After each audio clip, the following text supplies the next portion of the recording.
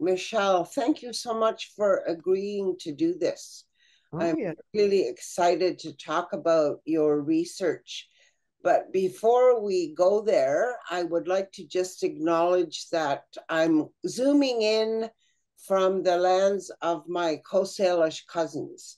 I'm Shequatmik and Silks from the interior, and I live, work, and play on the lands of the Squamish, the Musqueam, Tsleil-Waututh, and the other campuses reside on Katesay, Kakite, Semiahoo nations as well. So just to acknowledge that I am on the West Coast and that's where I'm coming from.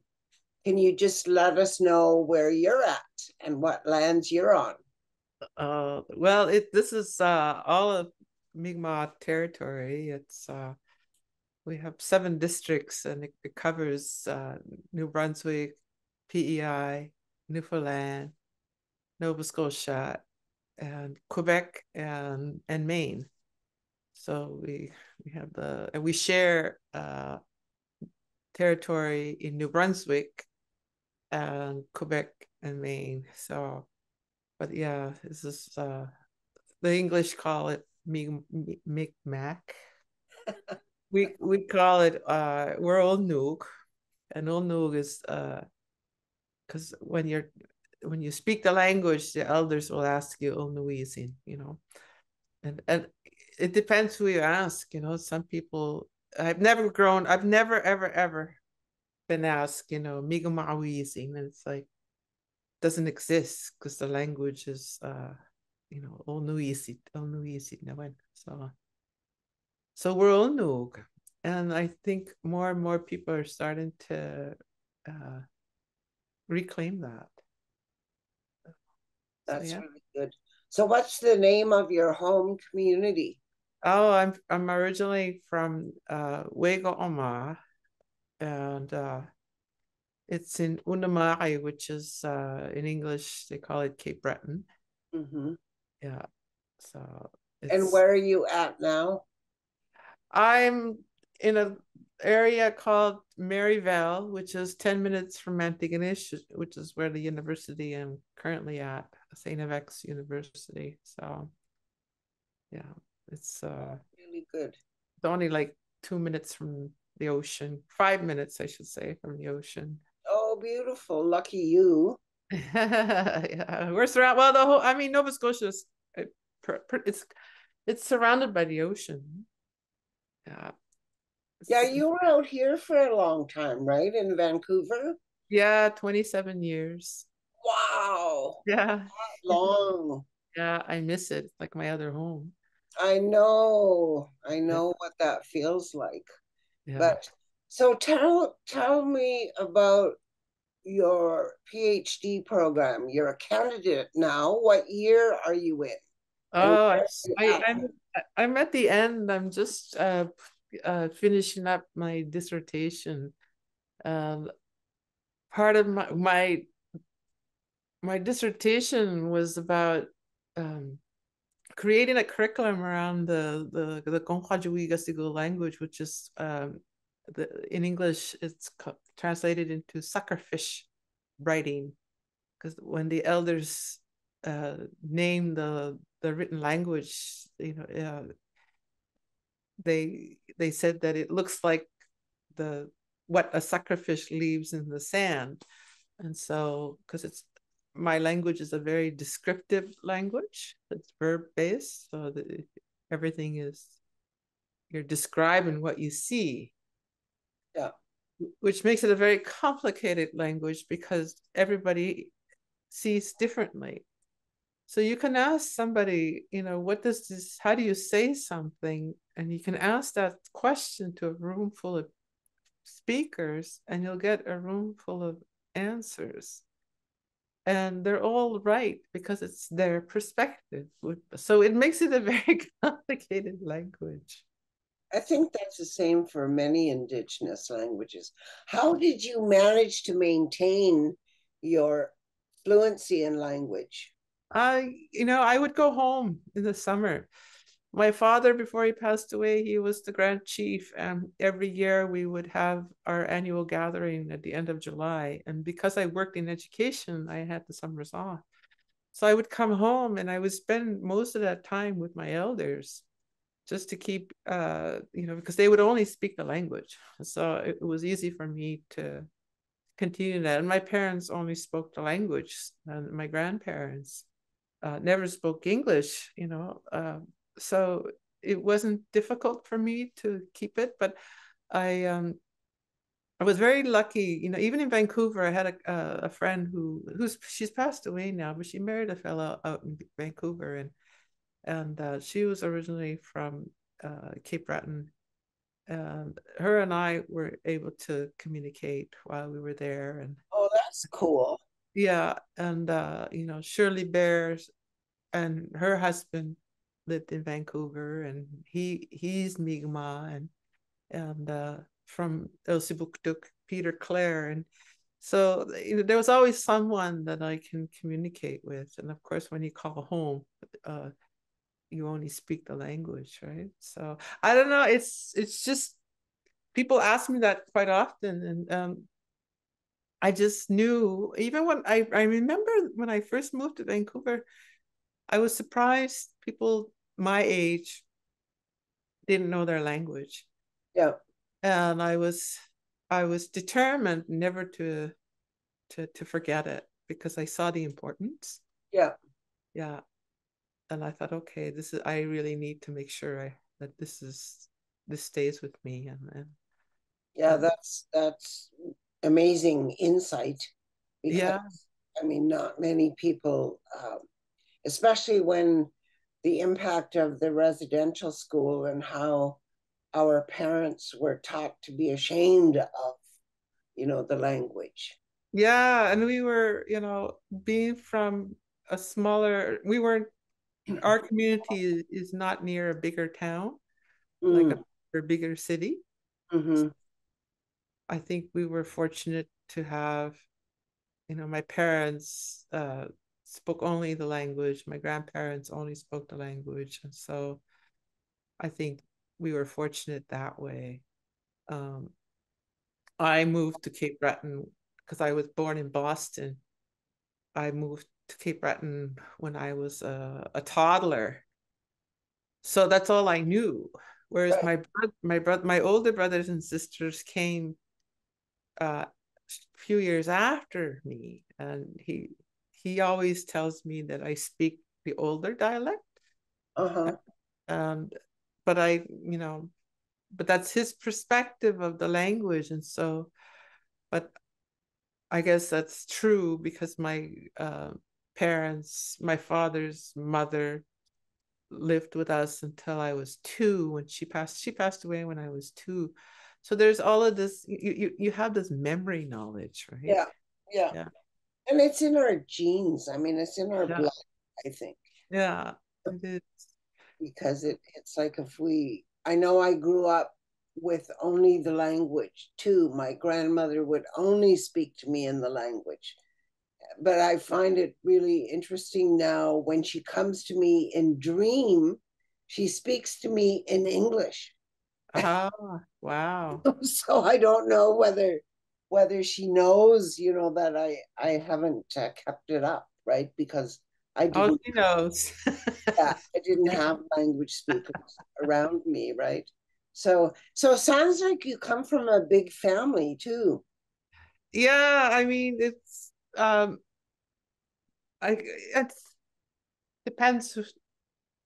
My my mother only had 4 children, but my biological dad had quite a few children. But Hmm. I grew up with my mother's family. Oh yeah. Yeah, and those siblings, they're all fluent speakers. Um, my father, the kids that he raised, are not fluent speakers. So, and they grew up in New Brunswick. So, even though their parents, he was fluent, and so was their mother. So, I find it very strange that he chose to speak English to them. Mm-hmm. But they're younger than me. So, but I was fortunate enough to be raised where I was. Because Yeah, I mean, my peers, like my cousins my age, were all fluent speakers. yeah. We all went to federal day school, but our parents uh, made sure we were fluent because they were all residential school survivors. Mm-hmm. So they made it a point that we would be fluent. Um, so all of my peers and my cousins that I grew up with were all fluent speakers. And that's very important. And there's a lot of educators in my family. Yeah, yeah, So, and the cousins are like my siblings, you know? yeah, yeah, So the cousins that I grew up with, I consider them like my brothers and sisters. yeah. I don't see them as cousins. I see them as family, like brothers Yeah, and well, sisters. that's the way it is, right? Our cousins are our brothers and sisters. Yeah, yeah. And so we were very fortunate to have that knowledge and that cultural background. Yeah.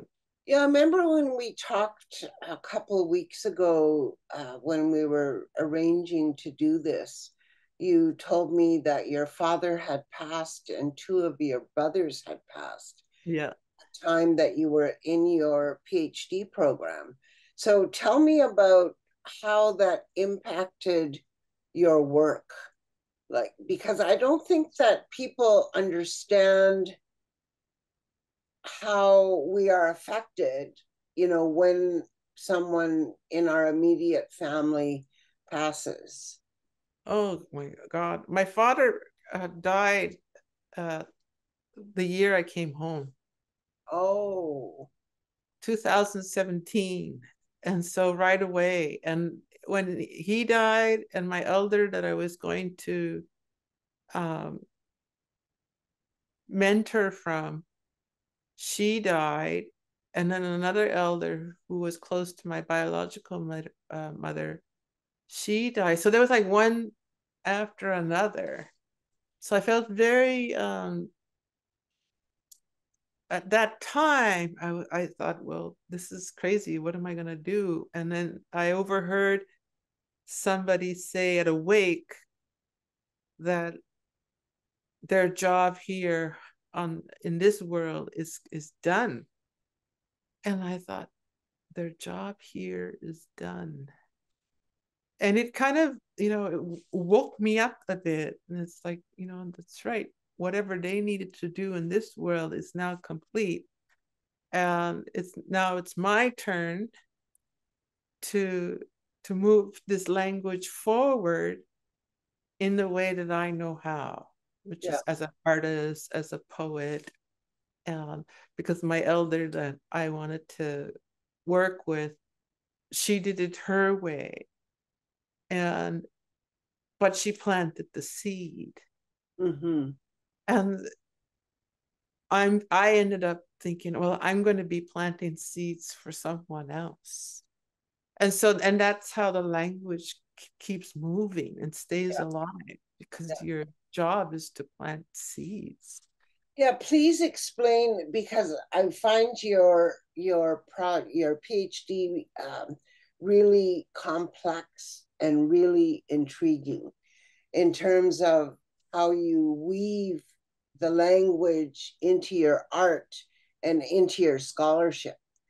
Because I really want to show the world like just how beautiful our languages and our knowledge systems are, because I think that there's a stereotype out there, that people think that we only study Indigenous studies, Mm, and I really believe that the work that all the different nations are doing in universities these days in sharing Indigenous knowledge so generously that we are really gifting the university, mm, gifting the system, right? And so, but your project and your work is so complex. There's so many layers, so can you talk to us about that?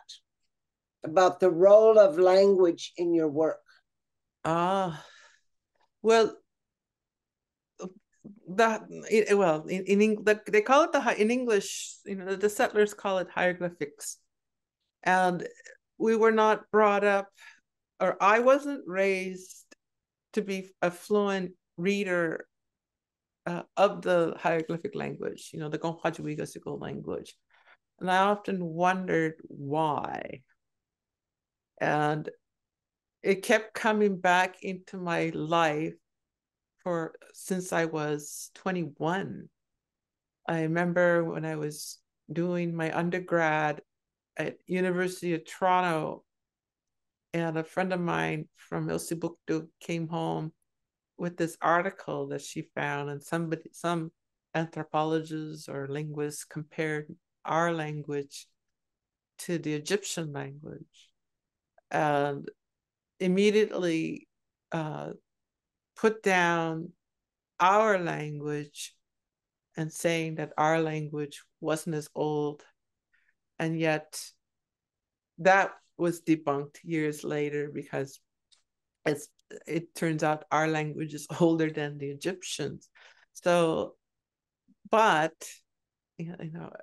who writes the narrative? And that's something that really bothered me, and it kept coming back every 5 years. I would look at the language and wonder, what am I going to do? Because there's something about it. It kept coming back. And I wrote a paper when I was in grad studies, and I called it Namultis. Namultis means see you later. Namultis is an active word. So, and we don't have a word for goodbye in our language. And so I thought, how am I going to work around something that keeps coming back? Obviously, the creator and the ancestors wanted me to work with this language. And it wasn't until after I finished my master's, I realized that maybe this is a PhD project. And at first, I wanted to write a curriculum because there's no curriculum, but I'm an artist. And I thought, I think you have to use the language as an artist and start having those conversations, even with your own people, around the language. And as a poet, I was very fortunate. I used to write poetry with Ethel Gardner. Oh, And yeah, when she was doing her master's at Harvard, she used to have these writing groups. So I hung out with, I was just a young kid, and Ethel and Tim Michelle and a few other people. We would just share our poetry, and she ended up putting together a chapbook. I don't know if anybody has a copy of that chapbook, but she did end up publishing the poetry that we had all critiqued with each other and supported each other's poetry. Um, uh, anyway, so Ethel really pushed my higher education. If it wasn't for Ethel, I wouldn't have done my master's in education. If it wasn't for Ethel, I wouldn't have pursued my poetry the way I did as a young person. And so she really inspired a lot of things. And I even, when she was doing her degree at Harvard, I went to visit her because I wanted to find my biological mother, yeah. who was still in Boston at the time. Mm-hmm. So she kind of encouraged me in Ethel's way. Ethel has she planted seeds for many people. Yeah. Yeah, and so I was very fortunate to have met her at the time that I did, around pursuing this knowledge of poetry. And so when I started to look at the hieroglyphic language, I thought I should reclaim it, because the historical information that's out there, a priest uh, claimed that he invented the language, and so and but the real story is that he saw children writing on birch bark and he started gathering all the information. But that's the narrative that got published. He invented this language in order to communicate with my ancestors. And Mhm. wow, this is the way the narrative gets stolen. So I started to think about, what can I do as a poet and as an artist? And so I actually asked people in the beginning if they wanted to co-write, uh, the Gonghaju poetry with me, but they were too intimidated. So I knew that I had to uh, be the first and create an example. So So you write poetry and hieroglyphics. I wrote the first hieroglyphic poetry book. Wow. And because the only thing that's published are Catholic prayers. Yeah. And so of all the the publications, it's all Catholic prayers. So I reclaimed it by writing poetry with the language. And that was my way of that began, the other projects that I wanted to do. People started to hear about what as soon as I got home, I had a lot of people tell me stories and invite me here and invite me there. And my brother was one of them. At the time, he used to work for the province, and he would drive around, seeing if all the roads needed work. And he spotted a beached whale, and he calls me up. He goes, "Michelle, I just spotted a beached whale." Uh, and he's gifted, and he goes, "This whale doesn't want to be forgotten. It still has work to do." I said, "Okay, well, let's go get it." So we went down there, and ironically, it was in a place called Whale Cove, and just on the hill is a graveyard. So it's as if the whales knew that that was the resting place. So, I mean, the pilot whale, their lifespan is only like 65 years. They don't live very long. So, and it was about that age. So sometimes they beach themselves because that's the end of life. Mm-hmm. So, and so I at the during that day it was cold. It was really windy, and we managed to get 3 ribs. And I told my brother I would come back and get the rest. But when I got back, it had disappeared. Either the ocean took it away, or and so I went for a walk, and there was all these big boulders, and there was one right there on a boulder, was waiting. And I thought it was a very symbolic moment, because my biological mother had 4 children, and I'm the youngest. I'm the fourth child. So to me, that fourth rib was it was important because of who I am in this world. And so I took it home, and it took over a year to clean it. And I remember calling my friends in New Zealand. They're like, "You have to bury it for 2 or 3 years." No, I don't have 2 or 3 years. And so I figured out a way to get rid of the membrane, and I spent hours and hours and hours.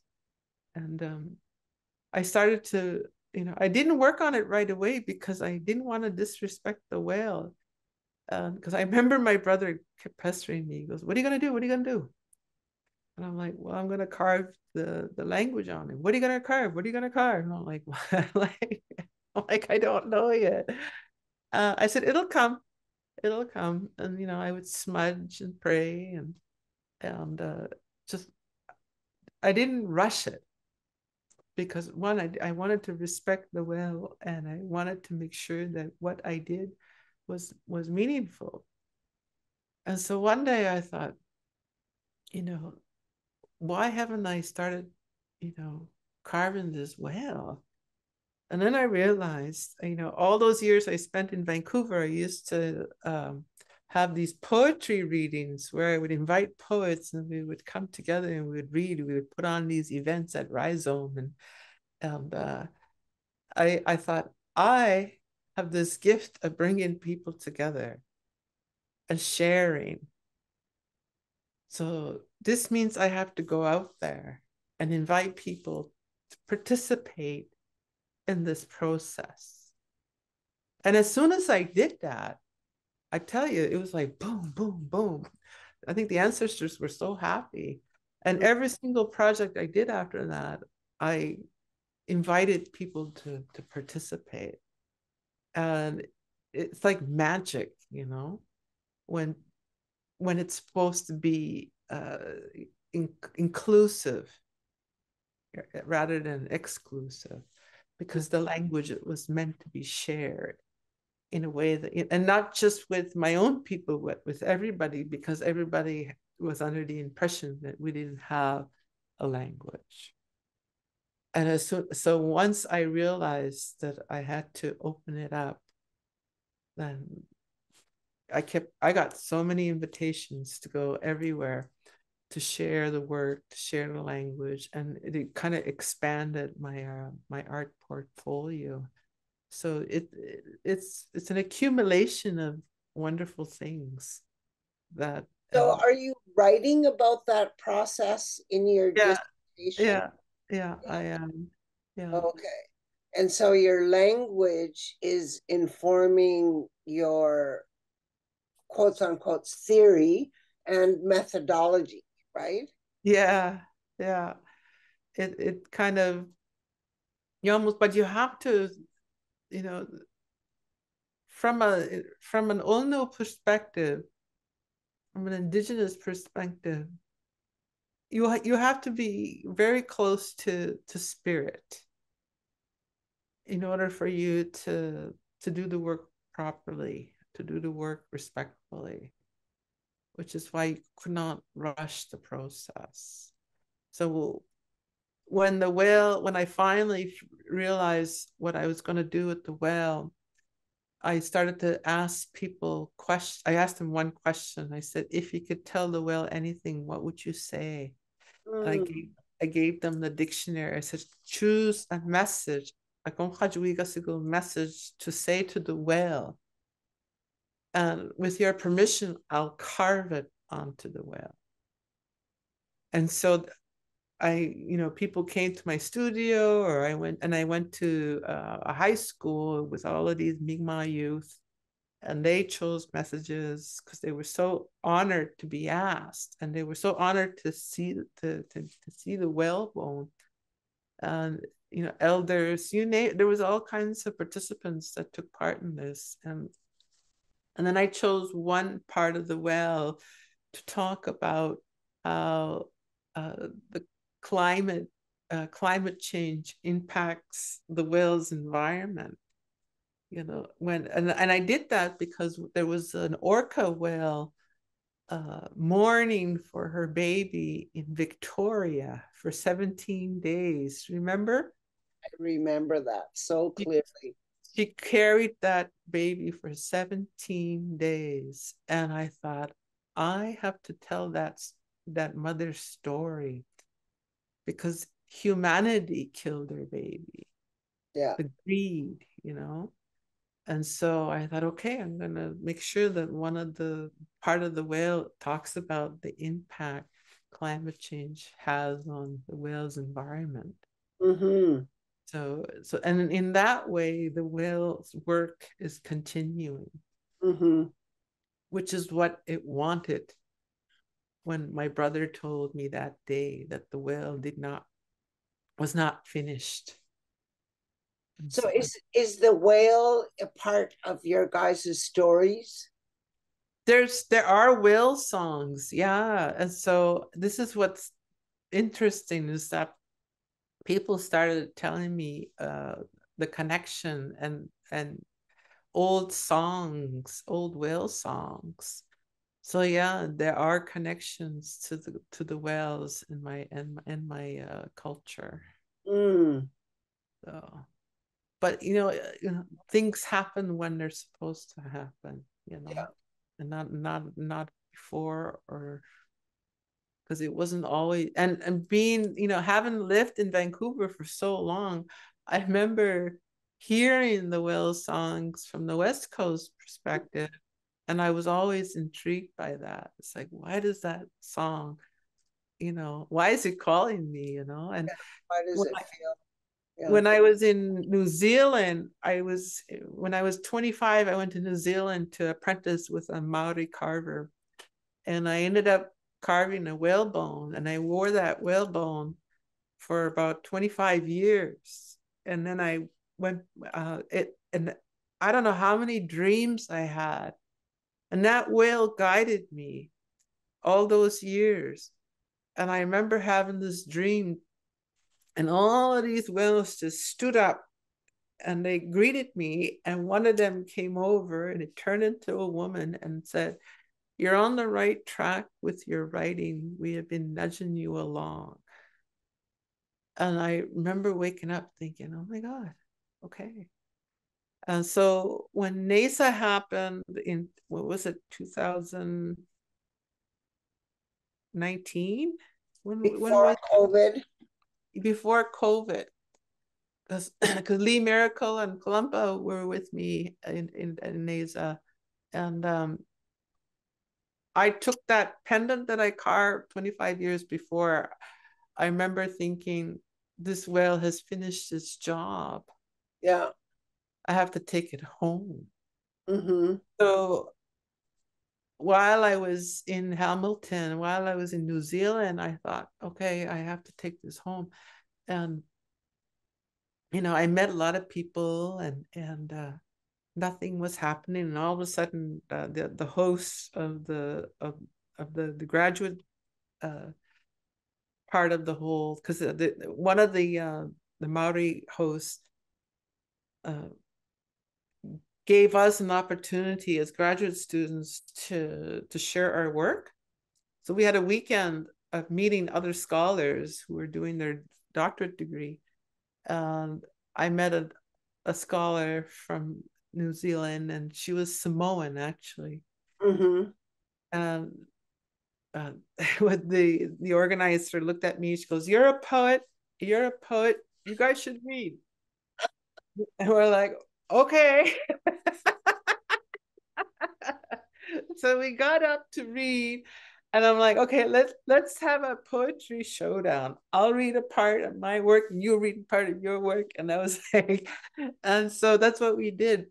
And we spent the weekend, sharing stories. And she goes, you really need to meet my sister. You really need to meet my sister. She kept saying it over and over. I said, okay. So finally, the last day, she goes, "Michelle, I really want you to meet my sister. Something tells me you have to meet my sister." And I'm like, okay. So I went to Auckland, and she picked me up, and she said, "Okay, I need to tell you about my sister." I said, "All right." She goes, "My sister has cancer, and she's at the hospital right now getting her treatment." I said, "All right." So we get there, and we talk. And I'm like, "What do you want?" And she goes, "I want to be able to see my other family in Hawaii." I said, okay. So she was having an anxiety attack before her treatment. So I did some body work on her. And then I said, there is medicine that you can have before you leave. I said, but you're going to have to be very specific and clear on your intentions and tell the medicine what you need. So I went to the health food store and I got the birch medicine, the chaga, and then we went back to her house.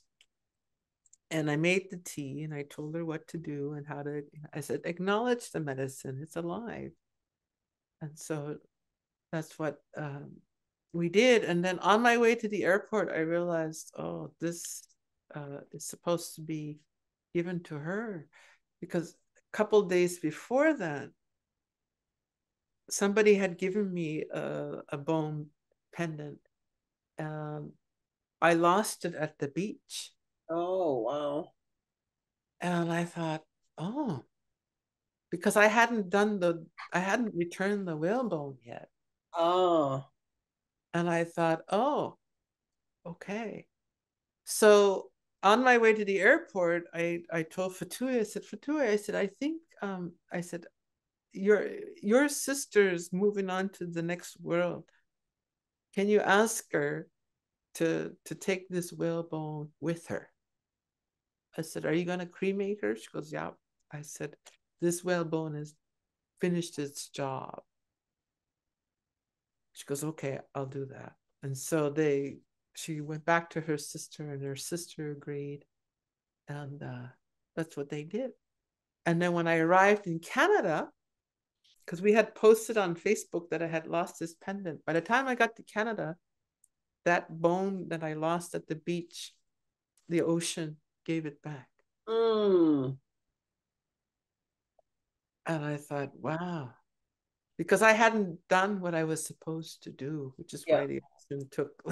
I know. I know. So, but that whole experience, I had that whalebone, and it guided me and gifted me with knowledge, and I was able to do the work that I was meant to do, and then continue on with the whales that are from here. Yeah.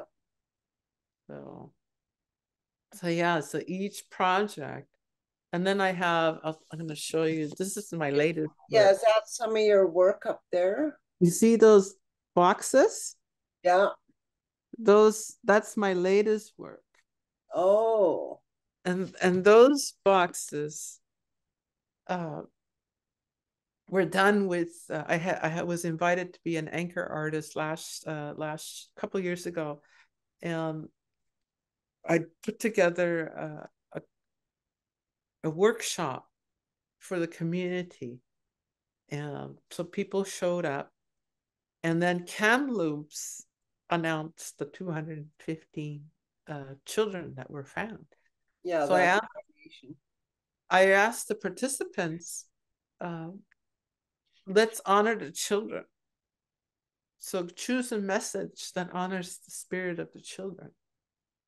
And then at that particular workshop, we created a cardboard cutout. They cut out the hieroglyphic symbol at the top, and then during the performance, the audience member was given the lantern, and then they lit up the walls of the messages people created. After the performance, nobody took the light boxes home. I thought, oh, why nobody took these home? So I took them home, and I realized that I had to create real light boxes out of them.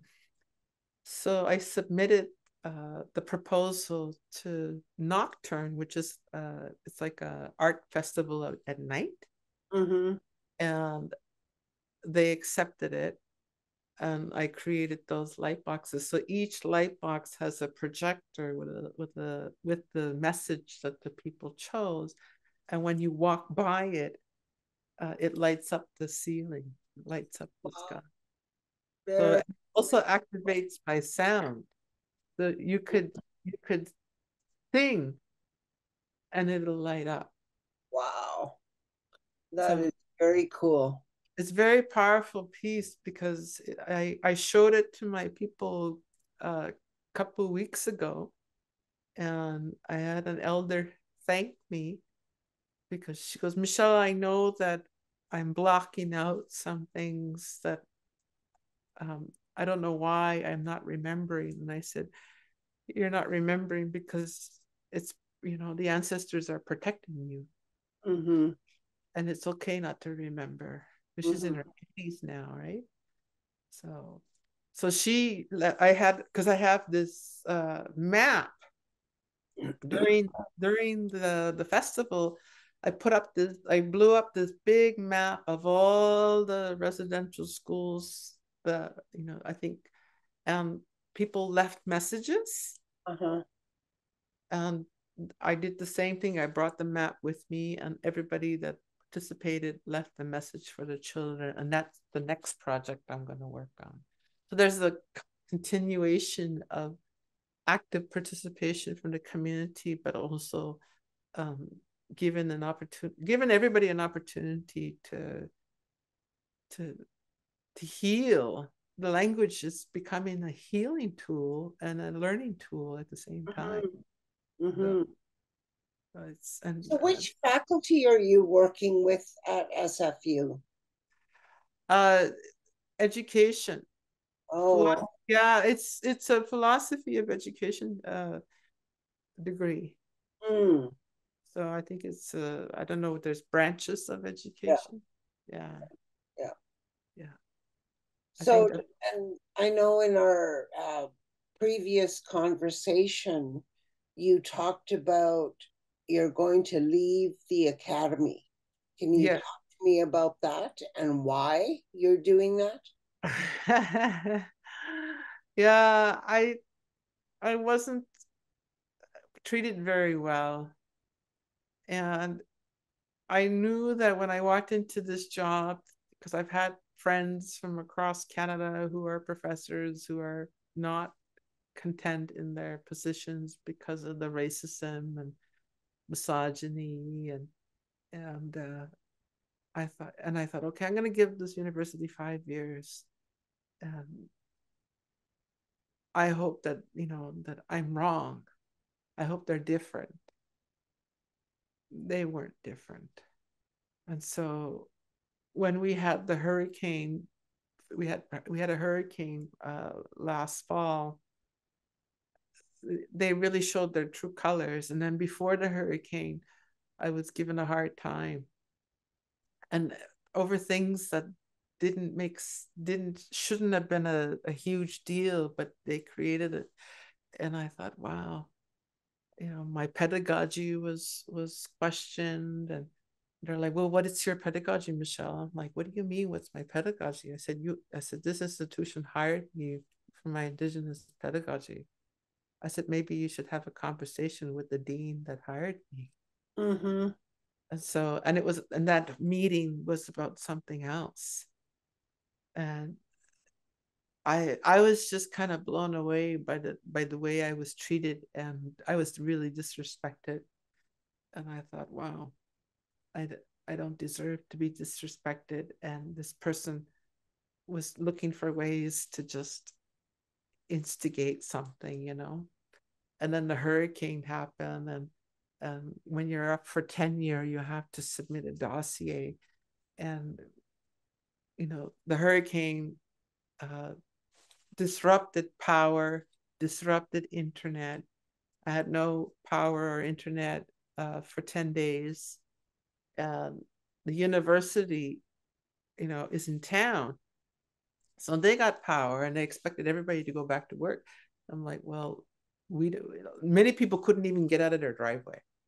Yeah, I have a friend whose parents, all they're like, and the trees are like, over 100 feet tall. And there were literally the trees that were blocking driveways, and they were on top of each other. yeah. Nobody could leave their house. And I lost about 59 trees. And I had to frantically find help so that before winter started, because winter creates another set of issues, because we get freezing rain, we get major wind. um they were dangling off, they were just dangling, and they Yeah. were towards my house. So I had a lot of panicky things I needed to do before winter set in. So I asked for an extension, and they wouldn't give it to me. And Wow. I'm like, where's the humanity in this? It's like you spend a lot of hours asking the professor to give a student uh, as much support as possible, but you're not willing to give it to your own employees. And I really felt like it was just one thing after another, because they hired me and put me in three faculties. Mm-hmm. They Wow. put me they put me in modern languages, they put me in education, and they put me in art. Yeah. And in modern languages, they wanted me to teach conversational Mi'kmaq. Wow. And I said, I'm not trained to to teach that. I Yeah. said, because I'm fluent doesn't mean I'm trained to speak it. It's like, and but the chair didn't care. He goes, well, I wasn't trained to teach Spanish either, but I just did it. And I said, you can't compare my language to Spanish. I said, you can download any curriculum from anywhere in the world. I said, you can't do that with Indigenous languages. We're frantically trying to put together these curriculums as we speak. And does the language speakers are dying at a faster rate because Indigenous people die younger. Yeah. And Well, I so, think that you're touching on an issue that I know I've had a discussion with a number of Indigenous faculty, where all these universities across the country, they focus on, like you said, you were hired for your Indigenous pedagogy. But once they get you there, they don't know how to work with you. no. Right? So it's like they don't have um, ways and means of retaining you, like to Mm-hmm. keep you there, right? It's like they're not willing, and maybe it is out of ignorance. I'm not sure, you know, what And they need to do on their part to adapt yeah, to make it workable, at the university. when they because I was hired tenure, you know, they have to evaluate you. Yeah, And so the first year I got evaluated from the language department. It wasn't a good evaluation. I said, you're not going to get a good evaluation. I said, I told you I am not equipped to teach this. I said, there are Mi'kmaq language teachers who spend years learning how to teach this language. I said, the Mi'kmaq language is very complex. yeah, I said, you could ask, and like I said earlier, you can ask a room full of fluent speakers and you're going to get a room full of different answers, because the language and the dialects, there's hundreds of dialects. And so, and that means it makes it more complicated. yeah, Uh, and I felt very, I felt this small. And I'm like, now this is on record yeah, to be evaluated on something I wasn't trained in. I said, that's not a fair evaluation. And so I left modern languages. I said, I'm leaving this department because this is not I, I was never interested in teaching this when my whole research is something else. And so it came down to education and fine arts, and then education. uh, the, the new chair and the new dean uh, weren't very nice to me, and I'm like, then they started to, in the meeting that was about art supplies, turned into a meeting because they wanted me to pay my art supplies out of pocket. I said, do you realize how much art supplies are? I said, there's 25 students in this class and you want me to pay art supplies for all my students? I said, no. I said, I'm not a granting agency for these students. And then he's like, well, you're just going to have to get used to the way we do things in education. That's his response to me. And I'm like, what? And I'm like, and then he involved the dean. And then in the meeting, they started to question. And I said, I didn't back down. I said, I'm not a granting agency. I said, art supplies are very expensive. And it just turned it wasn't a very good meeting. And then because I wouldn't back down, and then I found out from the union that they're not supposed to tell faculty to pay out of pocket. It's in our collective agreement. So, but I found out after, but I still, I wasn't backing down. I wasn't going to pay out of pocket for thousands of dollars. Mm-hmm. And I'm like, I said, a sketchbook alone is like $20. One tube of paint is between $8 to $10, $15. Mm-hmm. You know, it was just like, oh my God. So I didn't feel supported. And then when they questioned my pedagogy, I'm like, what? I said, this meeting is no longer safe. Yeah. I said, I think I need my union rep now. This conversation is no longer safe because Yeah. this is a meeting about art supplies, not about my pedagogy. I mean, I think I'm really grateful that you're speaking so openly about this, because I think that everybody needs to hear and understand what our experiences are in the institutions, right? Because there's all this, big talk about reconciliation, and the universities, make it these goals that they're going to hire Indigenous people.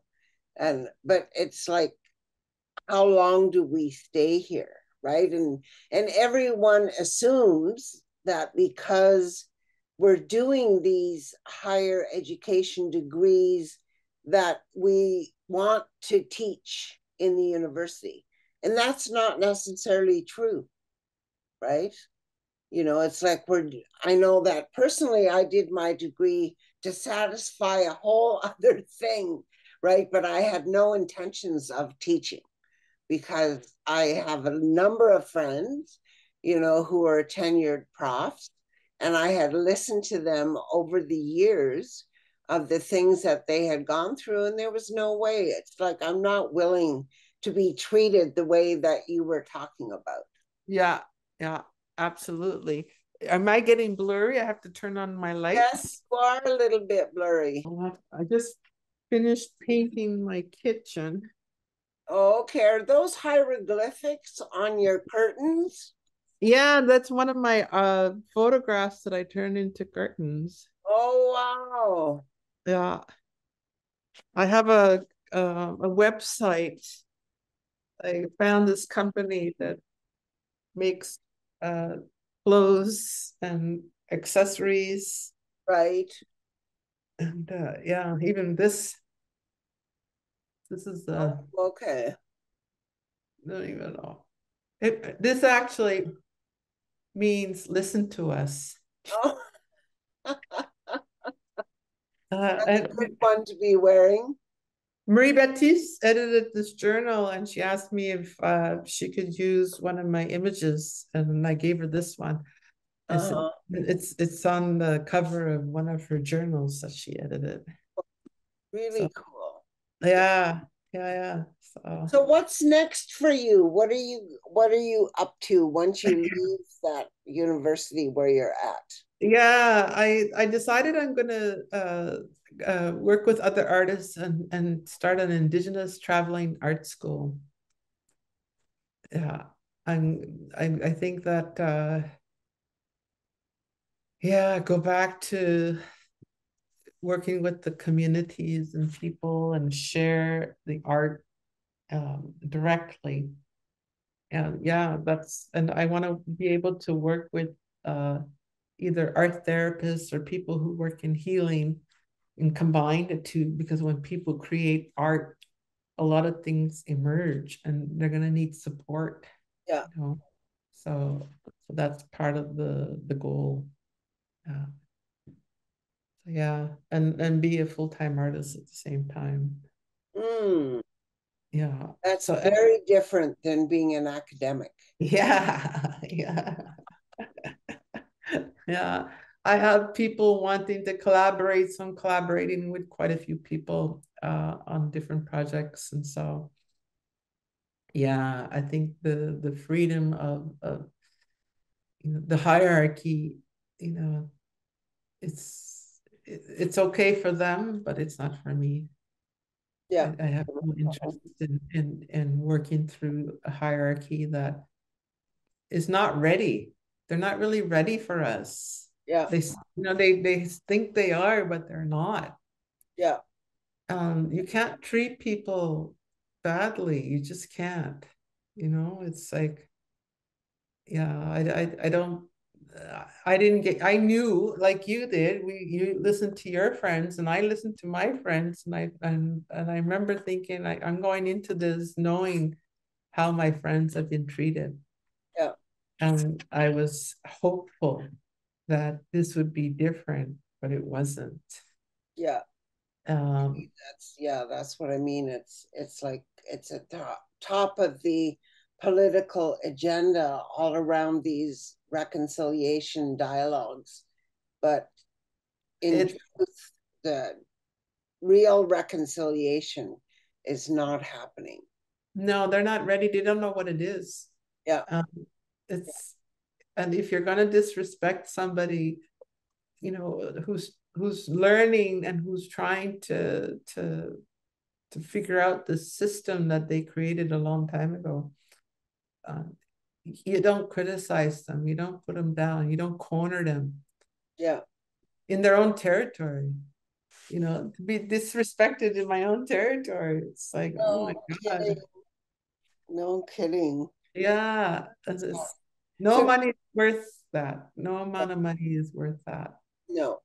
So I'm really glad that my art career has been doing well. I've won several awards already. My book won an award, my art won an award, and I ended up being part of the nationals. Sobeys. I was longlisted for the Sobey Award. So I've done really well trying to market and push the work and um, I'm having fun with that. Well, that's great. I mean, that's Yeah, what it's all about, right? yeah, It's about having fun, about yeah, something that you're passionate about and yeah. something that you love, right? Exactly. Yeah. And I want to be that happy self again. And I think I don't recommend anybody to take on a full-time job while they're still finishing up their PhD. If my shirt hadn't run out, I wouldn't have taken this job because I need to survive. Yeah, I think Shirk needs to support doctorate students until they finish. yeah.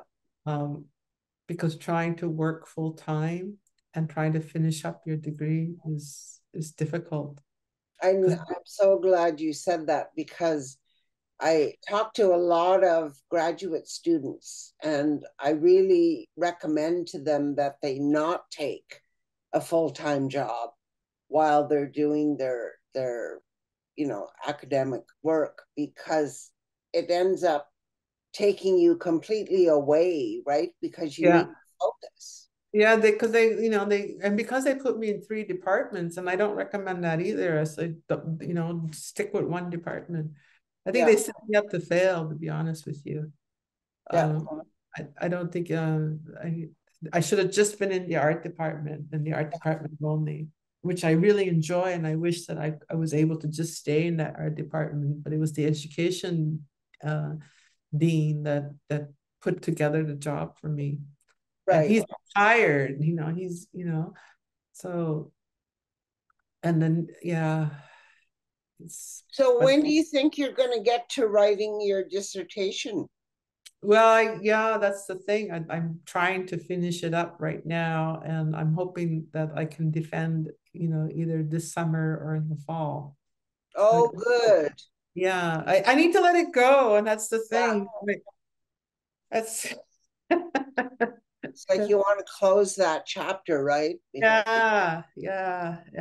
I'm doing it differently because I'm including interviews that I've done with people who have asked me about my work and oral storytelling, And I thought, well, if this is an education department, then oral storytelling should be okay. Yeah. And as an artist, we spend a lot of time being asked to talk about our work. And I have quite a few interviews. And Pam Palmater interviewed me, and she was, scrolling through and saw me interviewed by one of the news, CBC, I think, I can't remember who. She called me up. She goes, Michelle, can I interview you? And so we spent almost 3 hours talking. Uh-huh. And that was a very, that was a really good interview because this is another Mi'kmaq scholar, activist, you know, who is, we're propping each other up, supporting each other. Absolutely. Yeah. And I thought that was, and I wanted to include that because this is two scholars sharing, stories and of who they are and what they've done. Well, I So, think that's what got me through. Like when I did my dissertation, um, I did it completely differently because I did it as an insider conversation from Indigenous to Indigenous. okay. Not that I excluded, I did include some non Indigenous critical scholars, but I was very clear that I was doing this within Indigenous inquiry and Indigenous research paradigm. That Yeah. was the context that I set up. So the Okay. conversation was Indigenous to Indigenous because I spoke to 14 knowledge keepers from all different nations and 17 actually filmmakers, 14 of whom work professionally in the industry. So it's like I was talking to them about how our cultural knowledge informs our production practice. Mm. So it was because I remember having lunch with Lee one time when she was here, and this was before I started my PhD. And we're talking about my going back to school and all that. And I said to her, I am sick and effing tired of colonialism. And I Person don't, I talk to. don't, I don't want to have to talk about it, right?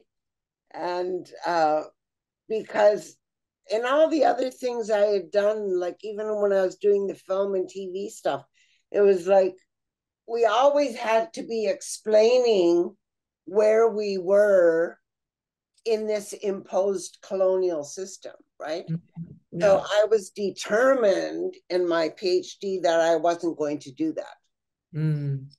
So Lee said to me, well, you can't forget that it happened. You have to acknowledge it. And I said, yeah, I know. I mean, I'll acknowledge it, but it's not going to dominate my framework, right? And so that's why I did it the way I did, because otherwise, you spend so much time in the writing deconstructing the political ramifications of colonialism, right? And what it does and how it affects us and all of that. So that's how I dealt with mine. Mm. And I think that Indigenous peoples are creating new and different ways, of doing these things. Well, that's good to know because I was struggling with how to present it, and Yeah, I thought I'm going to include the interviews. I'm going to include um, you know the the transcripts from those interviews and as part of the writing, and and then of course talk about why I did the art that I did. And um but yeah, I felt very strongly about that. yeah. Yeah. So I think I just have to let it go so I could probably finish this by summer. Yeah, But I just need get to, it done. Get it out of your hair. yeah, it's taken over too much, and I want to be able to I think my deadline should be on my birthday, which is August 2nd. August 2nd, okay. Yeah. I'll get in touch with you on August 2nd to see if you got it done. Yeah. Well, before that, make sure I get it done. Yeah. Well, thank you, Dorothy. Well, thank you. I'm so grateful that you were able to be with us today and share, because I think you give insights into different things that Indigenous graduate students have to struggle with Yeah.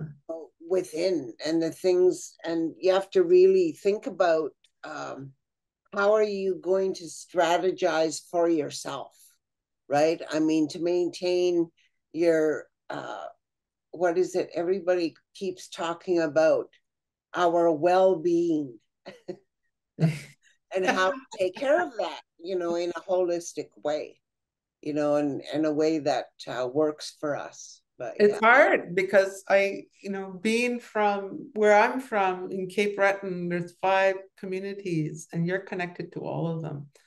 And so sometimes lately we've had, in Eskasoni, there was 3 people died on the same day.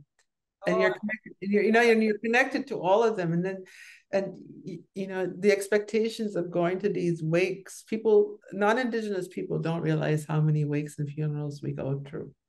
yeah, We don't. Um, and how we're all interconnected because it's part of who we are as people that it's our way. You be there for your friends and family. And oh, so absolutely. I mean, I had a horrifying experience in my previous job, which was another unit at SFU. I had 3 deaths in my family back to back. And one of them was one of my nieces went missing. And so I sat in my office in a state of anxiety for a week, until, because then they found her car and then they found her body, right? oh, And yeah. there's, but you can't talk to white people about that, right? And so I was asked by the family to help prepare her body, and I mean, how can I talk to white people about that? I know. Right? Yeah. But you know what? At the end of it all, then I had 2 uncles die within, the week after we buried her.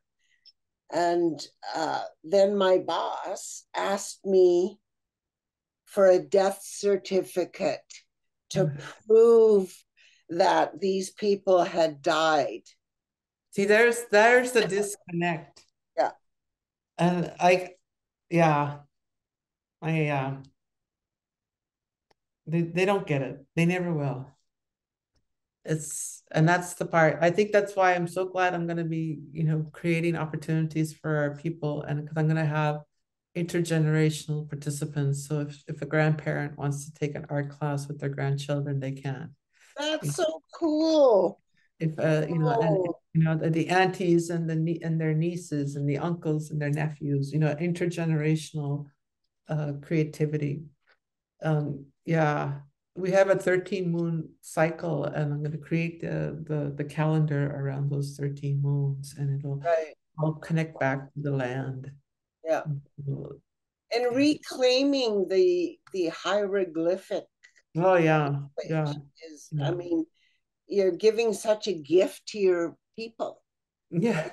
Helping the kids learn those things. Oh, the kids sponge it up. They really Yeah, love it.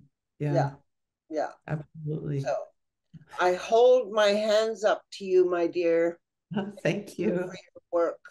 Oh, And I thank will you. check in with you in the summer to see how you're doing Yes. with your Thank you. writing. All right then. Okay, take good care. Yeah. Well, I'll Bye. leave.